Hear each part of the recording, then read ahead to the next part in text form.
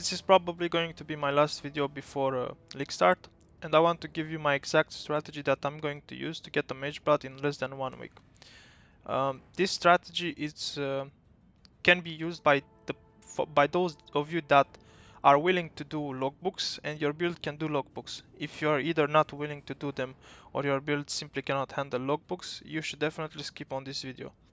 With that being said, I'm going to show you step by step how to actually progress to get your Mageblood or to make lots of currency, let's say. So first of all, when you level through the campaign, you are going to encounter Danning and the Tujen, and you have to complete the expedition to invite them in your hideout. After you have invited them in your hideout, I would still do them because they can drop burial medallions and um, exotic coinage, but you don't have to. Another thing, you could get some logbooks by doing expedition encounters through the campaign. I definitely advise you to do it.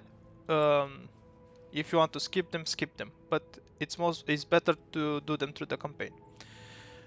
That being said, after you finish the campaign, or after I finish the campaign, here's what I would do. I would go to the trade website and I would search for logbooks, and let's show you an example.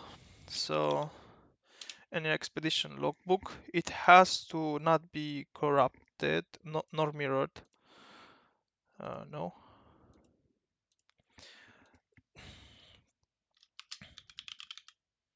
Dried riverbed is a good layout. It has to be either Vault Temple. Um, it has to be Forest Ruins or Bluffs. These are the four best layouts. So it needs to have any one of these. Also, it needs to have black site. Has faction black site mercenaries. So this is the layout. This is what it needs to have. The black site mercenaries to be a 2-gen logbook. And then you go with the account with the remnants. Increased number of remnants is one good modifier. Chest markers, another good modifier. Underground area. These are some good logbooks, and here you put at least two. You can put increased number of runic monsters, for example, runic monster. You can also put twice. Excavated chest have a chance to contain twice as many items. Increased number of explosives. Increased number of explosives. Explosives radius. Like these are all good modifiers, and you are looking to search for a logbook that has black site mercenaries on one of these four layouts and has at least two of these. I would prioritize underground area and chest markers, but remnants are good. Increased number of running monsters are also good. Twice as many items, good as well. Increased number of explosive and explosives radius. So you search, let's see, increase number of runic monsters, increase number of remnants. Like for example, this logbook would be good because it's on bluffs. Cemetery, don't bother with that. Like for example, this one has Vault Temple, but it's on Broken Circle instead of Black Site. And the reason why you are picky with logbooks, it's because, for example, this one is good. Did I put? Oh, I forgot to put increased number of artifacts.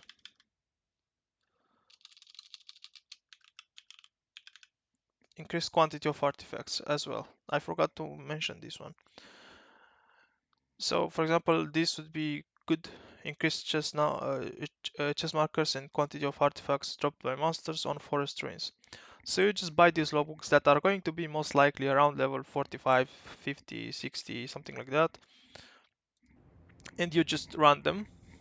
Um, when you go to Tujen and Haggle for items, you go here, and there are some items that you should buy. Like for example, day one, definitely scouring, Sorb of Regrets, all that good stuff. But what I want to point out, it's going to be look at some of these gems are actually going to be quite valuable.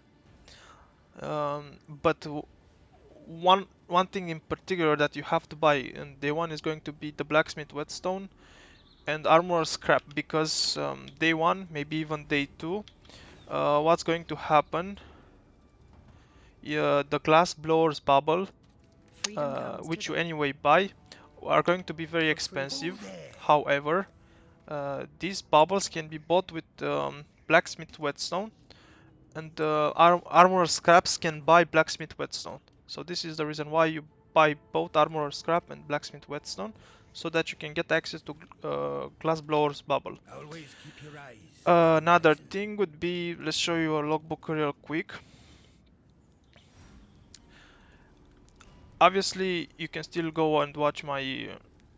The landmarks described in this logbook don't match anything. You can still go and watch my guide on logbooks, but now I'm just going to show you the tweaks and minor changes that you are going to have to adapt for a league start.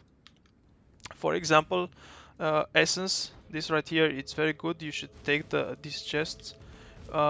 Another chest that you should take, you should pay attention, is going to be the unique chest, because most of the time it's going to give you shit uniques.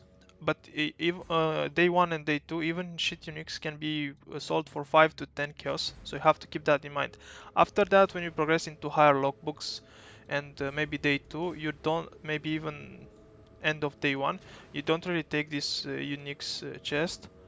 But in day 1 you definitely take them. And also one that is very good to take, let's see if I have one right here.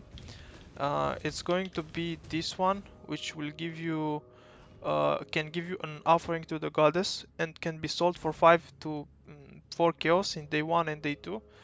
So if you drop one of these per logbook and you pay like 20 chaos for one item level 60 something logbook, it's quite good, you know. It ameliorates your investment. Anyway, that's what I had to tell you. You can do, if you go after level 60 logbooks, you can take the rings chest to do chaos recipe, but I don't do chaos recipe. But if you are into that, you can do it. Other than that, all the other things about logbooks and other tutorials that I have on my channel are still viable. But at league start, just make sure you target this chest as well, the unique chest and the fragment chest, because they can drop you items that can easily sell for 5 to 10 chaos in the first day of the league.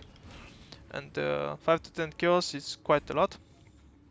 But anyway, let's just recap. So I finish the campaign.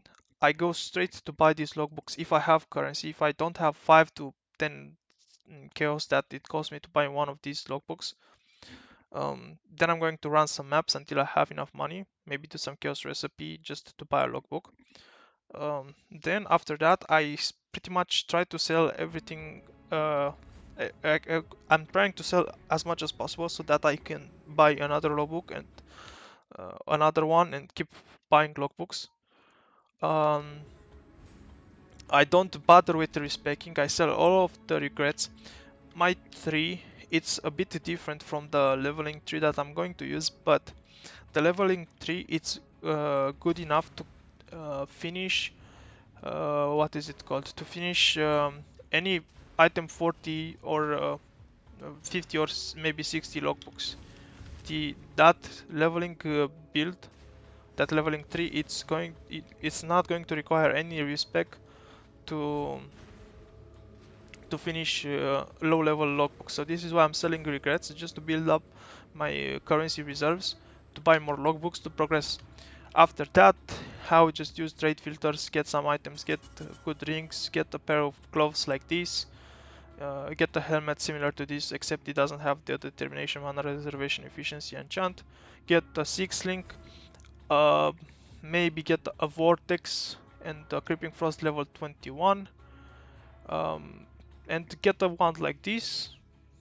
Probably get a better shield and a uh, better amulet than I have right now, and also get a good belt. That can easily, as you can see, my items here are very bad, but these items are more than enough for me to clear item level 83 logbooks, which is good because it means I don't even need one divine invested in my build to complete a logbook. So this is pretty much the strategy. After that, after day 1, maybe even day 2, I don't bother taking this chest right here. I don't bother taking this chest right here because at that point it's not worth doing 5 chaos trades.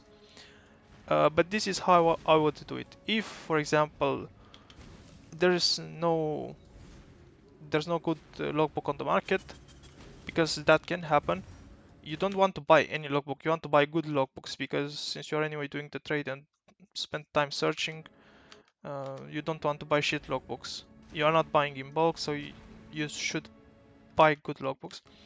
Um, if When it I'm ready, happens that there and is not no before. logbook available on the market, just run some maps, get some levels, and keep doing this until you get to item level 83 logbooks. You can do them safely. Maybe you can even buy them in bulk after some time. And what I would do in the first 2 or 3 days, I would try to craft endgame gear like good wand, good amulet, good shield. Um, but I would stay away from crafting endgame rings, endgame belts, because the belt is going to be, the Mageblood is going to be replaced anyway. The gloves and helmet, boots, and uh, other accessories apart from my amulet are going to be um, are going to be made after getting a Mageblood, because resistance has changed, and stats also change, because Mageblood gives dexterity and strength, and also helps him with elemental resistances and maybe some chaos. So this is why I'm not crafting. I'm not even touching the body armor, the helmet, and the boots.